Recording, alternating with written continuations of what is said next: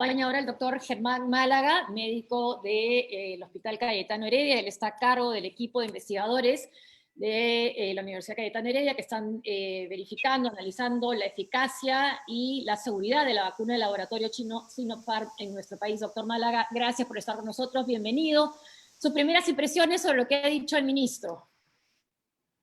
La verdad está desconectado del ministro, no está, perdón.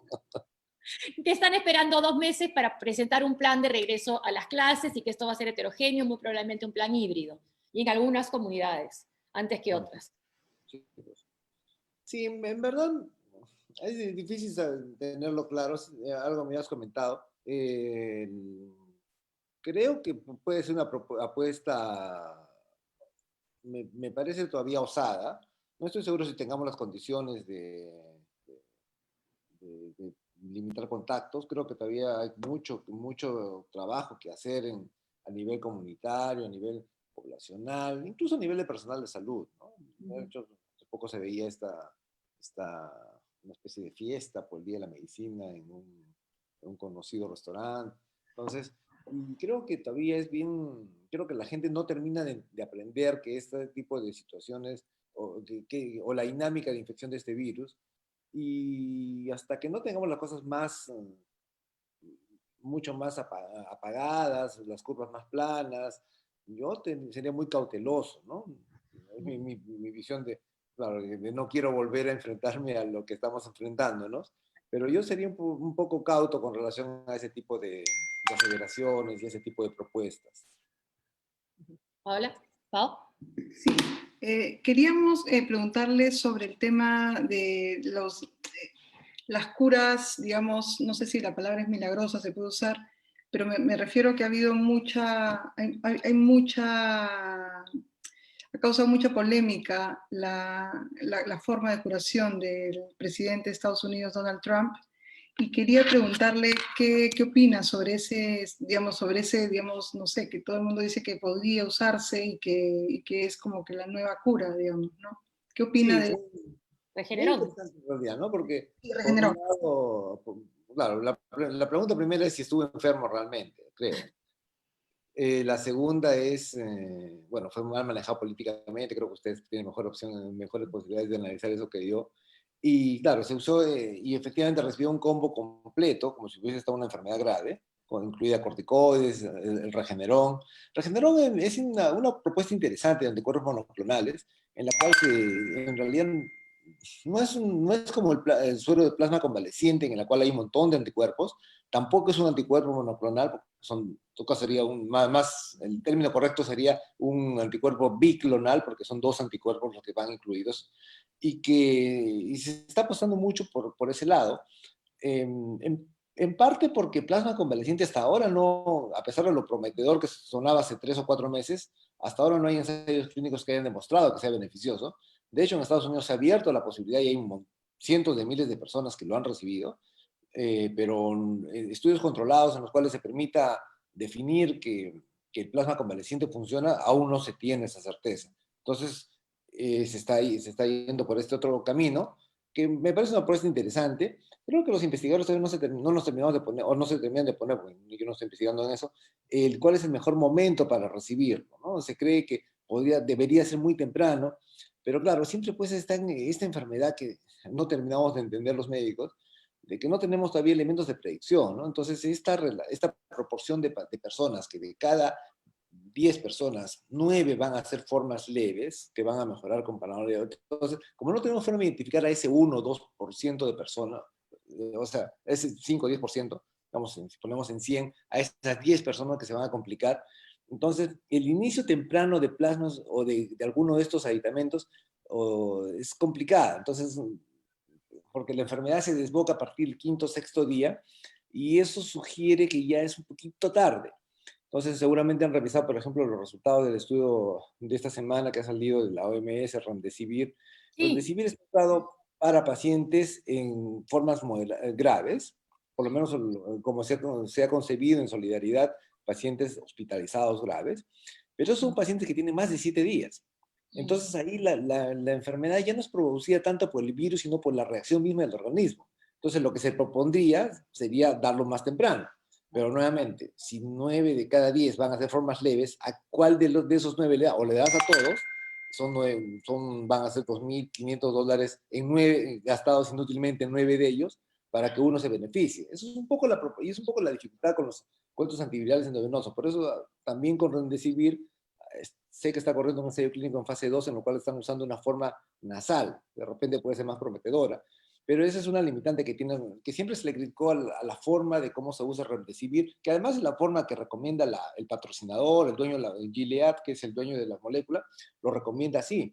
Lo cual suena, digamos, desde el punto de vista clínico, que no sería el mejor momento.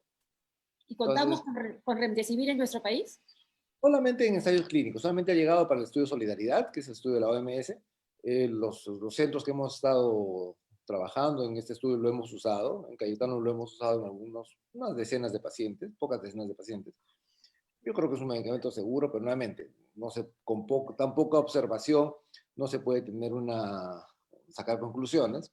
Y sí creo que sí es bien tolerado, no tuvimos ningún problema en administrarlo, pero claro, este tipo de estudios en los cuales en varios centros se juntan cientos de pacientes, es la única forma de ver que si es que los pacientes si es que es beneficioso o no. Entonces, esa es una ratificación de cómo el método científico sí puede ayudar, porque, digamos, Lo que nos lleva a la vacuna, ¿no? Sin que dejemos de cuidarnos, por supuesto, ¿no? La distancia, la mascarilla.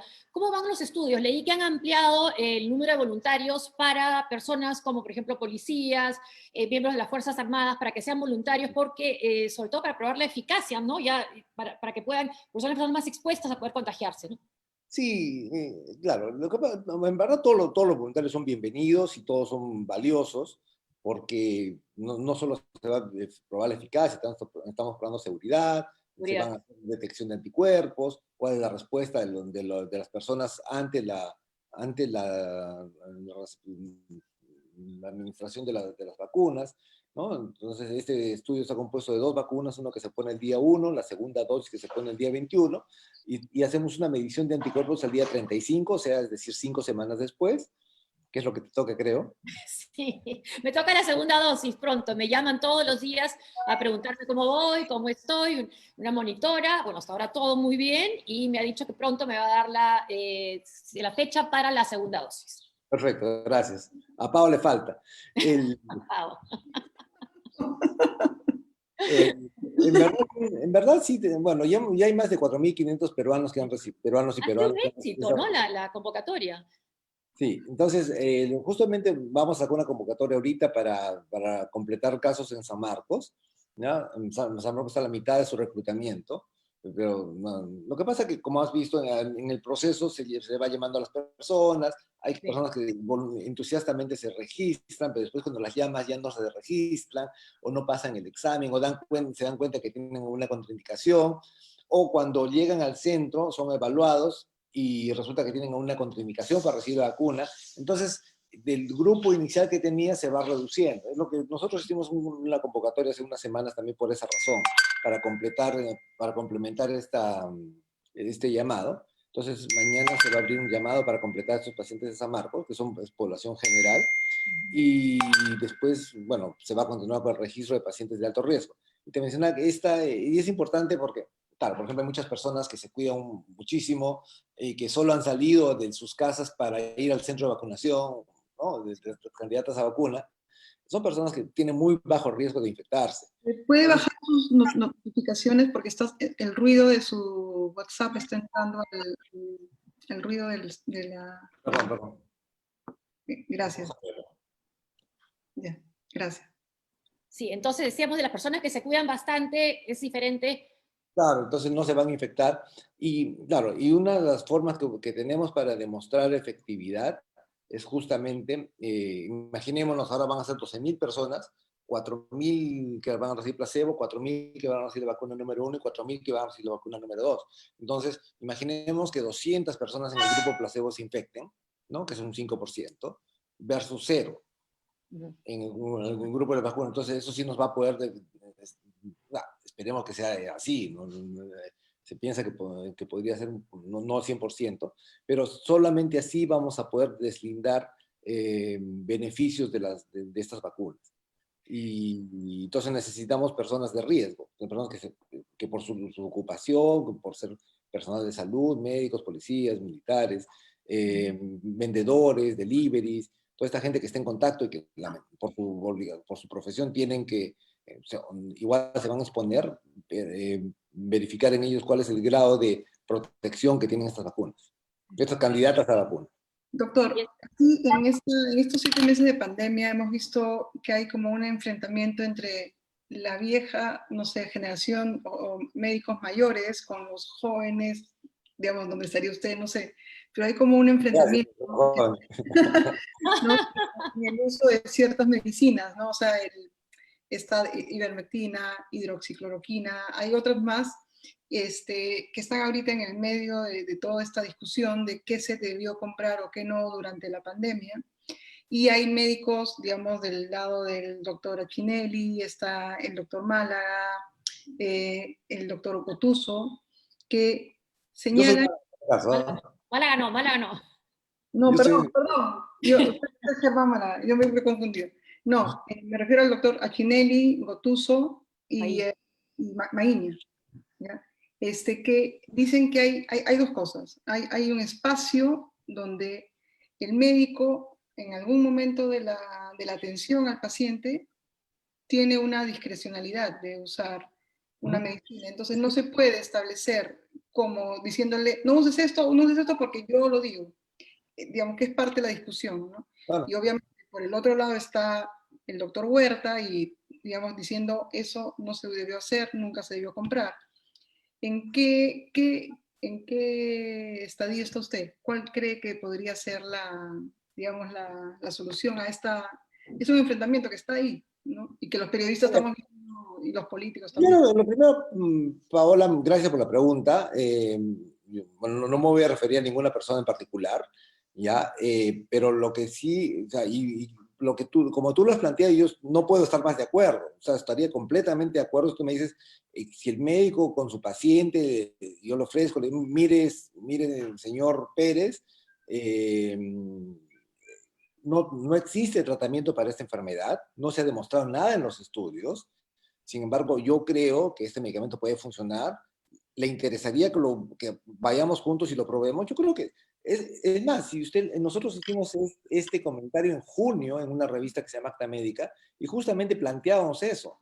Decimos que se tendría que hacer de este modo, que no se puede atentar contra el acto médico. El acto médico es una decisión entre un médico y su paciente, y si se ocurren esas circunstancias, más que bienvenido. O sea, creo que no está la discusión por ese lado. Eso por un lado. Por otro lado, la forma como se planteó no fue así. La forma como se planteó, si tú pones un kit COVID de medicamentos, evidentemente nadie va a tomar esta... porque finalmente ya ni siquiera son los médicos los que entregan, ¿no? Va la persona con fiebre, le entregan su kit COVID en su casa y no hay ninguna discusión de la que tú estás muy bien hablando.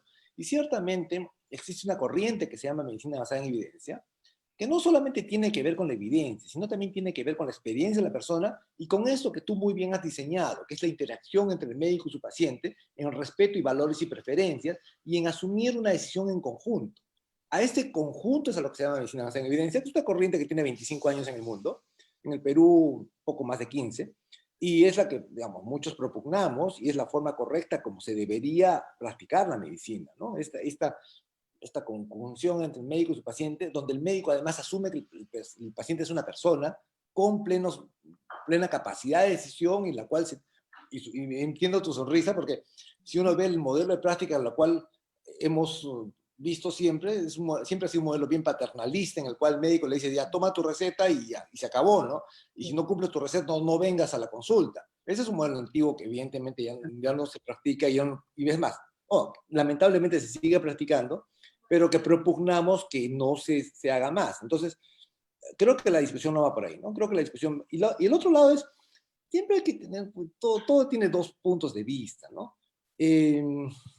Al principio, claro, teníamos mucho miedo, los mismos médicos teníamos miedo, a veces ni nos acercábamos a los pacientes porque temíamos a contagiarnos.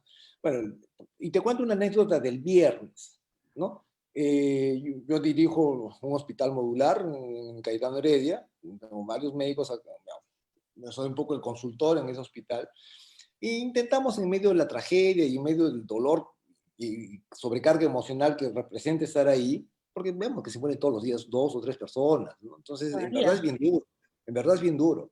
Eh, Sin embargo, mantener esta supervisión y esta vigilancia y estar de consultor y discutir con estos jóvenes médicos, y muchos que no son médicos, digamos, o sea, son médicos pero de otra especialidad, llámese oftalmólogos, traumatólogos, cirujanos, no acostumbrados a este tipo de pacientes, y vamos y discutimos, y qué te parece, y mira, entonces intentamos homogeneizar con un grupo de médicos más seniors, menos jóvenes, eh, intentamos homogeneizar la práctica y discutimos, por ejemplo, corticoides, ¿no? En qué momento usarlos, cuándo usarlos. Y tenemos, creo que en ese sentido nos está yendo bastante bien. Sin embargo, una de mis colegas, una de mis jóvenes colegas quedó enferma. Me escribe el miércoles, digo, bueno, ven a la noche, bueno, ve mañana para evaluarte. La vimos, se pidió su tomografía, por diferentes motivos se hizo la tomografía el viernes, me envía la tomografía por WhatsApp y me dice, ¿qué le parece, doctor? Bueno, tienes una neumonía chiquita, bueno, tienes que tener cuidado. Sí, me dice, doctor, tengo que confesarle algo, que desde ayer estoy tomando corticoides. Yo le digo, oye, pero todavía tu oxígeno está bien, ya está demostrado en el estudio Recovery que tomar corticoides desde muy temprano puede aumentar la mortalidad, tranquila, ¿no?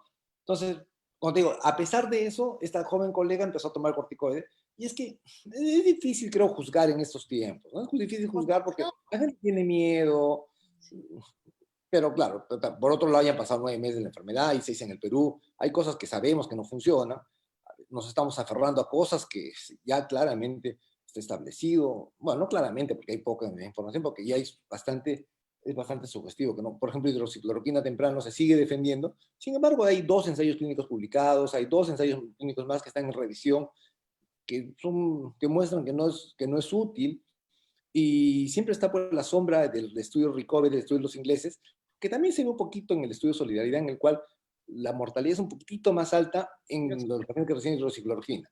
Si esto, bueno, tú dices, bueno, es muy poquito, es 1.07, pero si lo multiplicas por 10, si lo multiplicas por 100, si lo multiplicas por 10.000, ya tienes 70 o 80 personas que se van a morir por haber recibido.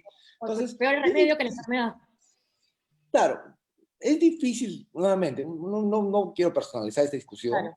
Yo creo que como lo has planteado está perfecto, así tendría que ser, pero lamentablemente no es así. Pero lo que pasa es que también cuando ya esto se ve en nivel de política de salud, política pública de salud, es el tiempo, los recursos que se invierten en medicinas que supuestamente podrían curar, pero no está demostrado, mientras que esos recursos y ese tiempo se pudieron haber utilizado, por ejemplo, en plantas de oxígeno. O sea, quizás ahí sí se vea la gravedad de las decisiones que se han estado tomando, Sí, pues eso lo hemos discutido varias veces, ¿no? En el ¿no? sentido de que cuánto se está gastando en medicamentos y cuántas plantas de oxígeno más se hubiera podido hacer, ¿no? Hace algunos días, en un programa radial, me preguntaban si no se hubiese podido comprar el PP. Sí, PP, plantas de oxígeno, cosas que ya se han demostrado que funcionan, ¿no? Entonces, pero nuevamente, yo creo que es un poco la falta de transparencia en las decisiones que hemos denunciado también desde mayo, ¿no? Desde mayo venimos denunciando que no se sabe cómo, en base a qué se toman estas decisiones. ¿Quiénes las toman? Evidentemente buenas intenciones detrás, evidentemente no hay dudas de que se quiere hacerlo mejor, pero también ya tenemos que... Este antagonismo que no es tal en realidad, yo creo que lo que pasa es que hay quienes defendemos que las decisiones terapéuticas tengan que ser tomadas en base a evidencia científica, ¿no? No, como nuevamente, al principio, en abril, hasta mayo, de repente junio, se podía tomar en lo que uno creía que podía funcionar, porque no existe desde entonces información que sugiere que no funciona. Entonces, insistir en octubre que se sigan ese mismo tipo de prácticas, bueno, yo no estoy de acuerdo. Claro, ¿qué evidencias científicas hay para retirar la hidroxicloroquina y la ivermectina en pacientes hospitalizados y no retirarlas en pacientes ambulatorios? A ver, son cosas distintas. Con hidroxicloroquina la cosa es mucho más clara en términos de pacientes hospitalizados. Los estudios Recovery y Solidaridad son clarísimos al respecto y muchos otros ensayos clínicos. En estudios tempranos existen 2 ensayos clínicos, uno publicado en Annals y una revista Annals y otro publicado me parece que es una revista de Oxford, y existen 2 estudios que vienen en camino. Entonces, que también sugieren que no hay beneficio en el uso temprano. O sea, que ya existe esa evidencia. En cuanto a ivermectina, fíjate que no hay tanta evidencia, ¿no? O sea, es más, no hay nada de evidencia. Cuando se empezó a usar, y hasta ahora lo único que había en ese momento era una publicación in vitro de células de macaco, en la cual altísimas dosis de ivermectina impedía el ingreso del virus. Altísimas me refiero a 50 veces mayor de las que usamos en la práctica común. Pero bueno, no obstante, se pensó que efectivamente ivermectina podía ser un buen aliado y se propuso la forma que ustedes la conocen. Y los estudios que tenemos hasta ahora, lamentablemente ninguno permite opinar a favor ni en contra, ¿no? Por ejemplo, se hizo popular un estudio egipcio hace un mes. Es un estudio bien raro, es un estudio que no... Lo que midió fue la prevalencia de síntomas. Es un estudio abierto, es decir, las personas sabían que si tomaban ivermectina o si tomaban placebo. Entonces, si una persona, y le decían, ya, te voy a controlar los síntomas. Entonces, si en 7 días el paciente que había recibido el placebo claramente podía decir, sí, pues me duele la cabeza, ¿no? Siento que me duele la cabeza porque, ¿no? Estoy tomando un placebo. Entonces, evidentemente ese no es un estudio confiable. Hay un estudio argentino que también está siendo promovido, pero es un estudio, bueno, no lo conocemos, todavía no ha sido publicado, está como una nota de prensa de los investigadores. Sin embargo, en esa nota de prensa, con la exigua información que existe, eh, lo que dice este estudio es que los pacientes, claro, lo que viene es carga viral en el grupo de placebo y en el grupo de ivermectina. Sin embargo, cuando uno ve la carga viral al inicio del estudio, los del grupo de ivermectina ya tenían menos carga viral que los del grupo placebo. No sé si les falló la aleatorización o qué pasó, pero entonces, pero nuevamente, no conocemos el estudio completo como para emitir opinión, y no hay muchas más cosas. Ahora, a mí me encantaría que funcione el estudio de ivermectina, me encantaría. Y la razón es porque es barato, aparentemente es bien tolerado, pero, Secundarios, claro. pero de ahí a que por mis buenos deseos proponga que a todas las personas tengan que tomar ivermectina, me parece una exageración. Creo que no es la forma correcta de hacer medicina, nuevamente mi opinión, y hasta que no se tenga más evidencia. ¿Estamos terminando la primera ola? ¿Se puede decir algo así? Ojalá, yo creo que sí. Esta semana estuvimos un poquito temerosos en el hospital porque las semanas anteriores habíamos estado con 2 o 3 ingresos en las noches. Estas semanas hemos tenido algunos días hasta 9 ingresos. Sin embargo, la situación está más o menos estable. Creemos que está más o menos estable. Pero bueno, esperemos que siga así. Segunda ola, ¿qué posibilidades? Porque por lo que estamos viendo en Europa. A mí me preocupa mucho que sí, y un daño que yo sí creo que va más allá del con este tipo de medicamentos, tiene que ver no tanto con, porque hace poco alguien me preguntaba, decía, ¿cuáles son los efectos adversos de la ivermectina? O sea, decía, yo no me pongo la ivermectina porque tenga efectos adversos, me pongo porque tiene efectos adversos, uno, a nivel de políticas públicas, Claro. porque se está desviando lo que tú decías, ¿no? Que ustedes decían, se desvía la compra de plantas de oxígeno, se desvía lo que se tiene que hacer, ¿no? Se desvía que sé que se hace de alguna manera medio tibia, pero tendríamos que ser muy agresivos en ir a seguir a los casos, ir a rastrear los contactos, ir a, ya si se quiere poner un resguardo o sea, unir a la comunidad en su conjunto, le pongo una puerta, un serenazgo en la puerta de la familia que está infectada y la vigilo, y le llevo comida, le llevo alimentos para que esas personas de esa casa dejen de salir a contagiar, ¿no? Es conocido que las personas cuando las hacen seguimiento, después las van a buscar y se fueron a trabajar sabiendo que tienen enfermedad, ¿no? O sea, yo creo que ese tipo de políticas públicas se tienen que implementar a nivel central, a nivel regional, a nivel de municipalidades. Y nuevamente, si estamos pensando que la ivermectina es la salvación, no, pues los gobernadores regionales, como hemos visto, se dedican a comprar ivermectina y no se dedican a hacer las cosas que tienen que hacer. Uno. Dos, este tipo de mensajes de te vas a morir si no tomas nada, todos tienen que tomar medicamentos, genera un pánico en las personas. La persona ya no solamente va a tomar pues ivermectina, va a tomar corticoides, va a tomar antiinflamatorios, va a tomar antibióticos, ¿no? Entonces yo creo que No, pero también tiene que ver con que aquí la gente se automedica también, es una cultura que tiene que ver con eso. O sea, Pero tomas... fíjate que pero la gente sí hace caso, ¿ah? Y ahí justamente en una conversación, hay unos ejemplos salían, que, por ejemplo, cuando en la primera directiva del MINSA de mayo establece que para los pacientes que tienen leves con factores de riesgo, claro, una cosa es lo que dice el papel y otra cosa es lo que interpreta la persona. Mira, leyes con factores de riesgo podían tomar anticoagulantes. Tuvimos una oleada de anticoagulantes terrible. Gente que llegó sangrando al hospital porque se habían automedicado con warfarina y por ahí habían personas, creo, inescrupulosas, que salían con su combo COVID o su kit COVID que incluía warfarina. Y gente que llegó sangrando a los hospitales por ese kit COVID. Entonces, la gente sí está pendiente a lo que dice el MINSA. Y por otro lado, lo acabamos de sufrir, ahora que se ha retirado la ivermectina, en Cayetano estamos haciendo un ensayo clínico con ivermectina versus placebo. O sea, nuevamente, no me opongo a la ivermectina, me opongo a las formas como se... O sea, porque yo sí, incluso tenemos un ensayo clínico que estamos haciendo comparando ivermectina versus placebo para determinar finalmente si es que funciona o no funciona. Pero, por ejemplo, a raíz de este comunicado del MINSA, las personas están renuentes a ser enroladas en el ensayo. Entonces, la gente sí escucha al MINSA, y si el MINSA dice toma medicamentos, van a tomar más medicamentos. Si ya tenemos la costumbre de tomar medicamentos, vamos a triplicar y quintuplicar esta automedicación. Claro, y el mensaje no es claro. ¿Tenemos algún motivo o razón para pensar que la segunda ola, si se da, puede ser un poco menos fuerte, menos trágica por la cantidad de personas que han tenido el virus, por ejemplo, con lo que se dice de Iquitos? Bueno, sí, por un lado sí, por otro lado Manaus diría lo contrario, ¿no? Manaus también fue una ciudad que sufrió temprano el embate del virus y están teniendo crisis de olas altas. Y, nuevamente, es un virus que no se conoce completamente, ¿no? Lo que es la segunda ola europea es bastante menos mortal que la primera ola, a pesar de tener números que exceden incluso los picos de la primera ola. Está siendo bastante menos mortal. Lo mismo en Manaus. Manaus tampoco ha tenido una ola, o sea, tiene una ola grande en número, pero no con la misma letalidad inicial. No sé no sabemos a qué corresponde, si es un virus ha mutado a favor, si hay esta parte de esta inmunidad contribuye, si los médicos hemos aprendido a manejar mejor esta enfermedad, porque justamente también la mortalidad en nuestros hospitales es la mitad de lo que era al principio. Ah, bueno. ¿No? Entonces, creo que es una mirada de factores que están influyendo. Y claro, a mí me gustaría decir que efectivamente el hecho de que el IME esté en 35, 40%, que son los cálculos que tienen los expertos en porcentaje de infecciones, ayude pues a que haya menos vulnerables. Sin embargo, no sabiendo cuánto tiempo dure esta inmunidad. No se sabe. ¿Han visto casos de reinfección en el hospital Cayetano Heredia?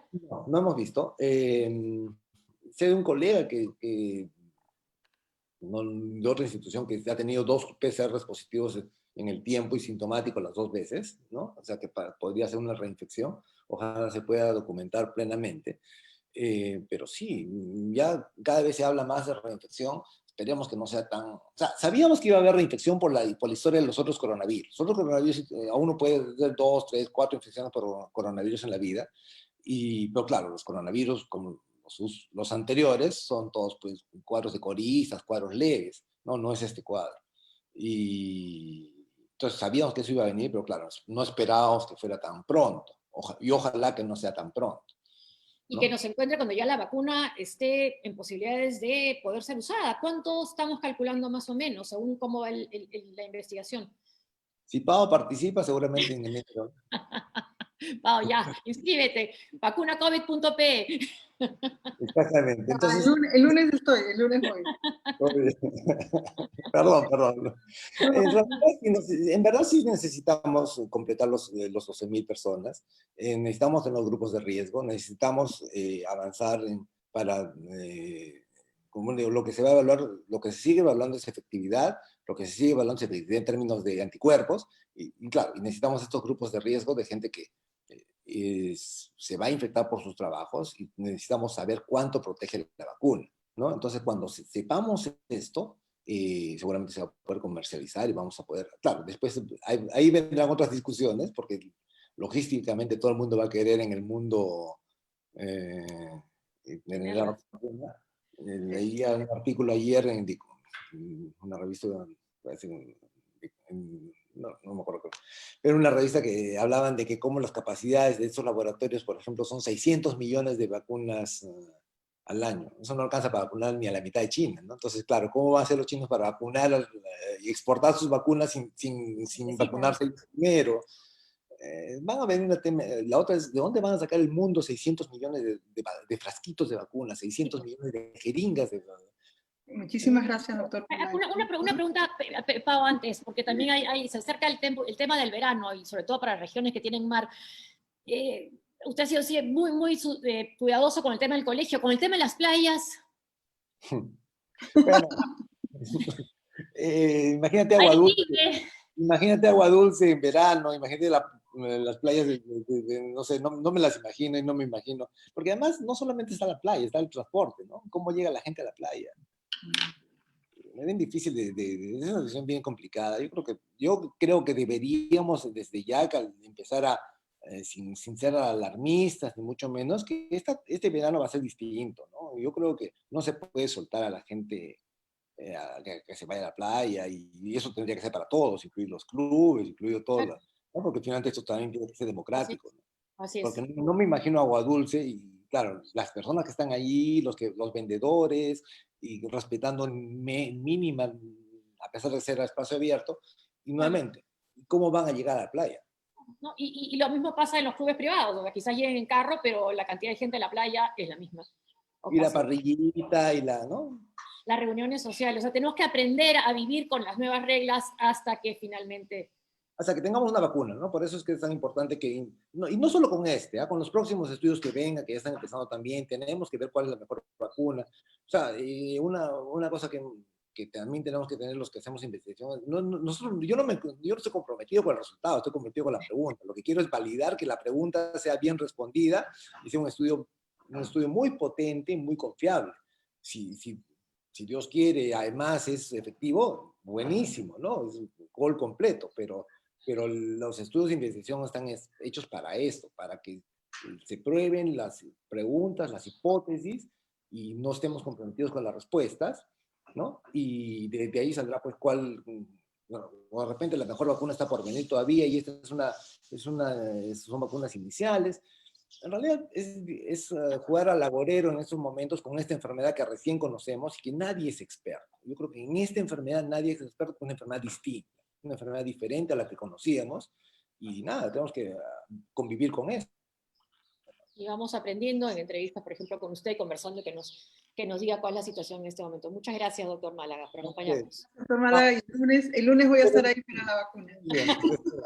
Gracias por la invitación. Gracias. Y sobre esa manera de colaborar y esta nueva manera de vivir, tenemos una animación. Pau, tú preséntala, una manera de dirigirse a los chicos, a los adolescentes, para luchar contra el virus. Bueno, hola Olga Yerleque, gracias por la paciencia, perdón las demoras, pero han sido los entrevistados que queríamos sacarles el jugo. Sí. Entonces quería, Olga Yerleque,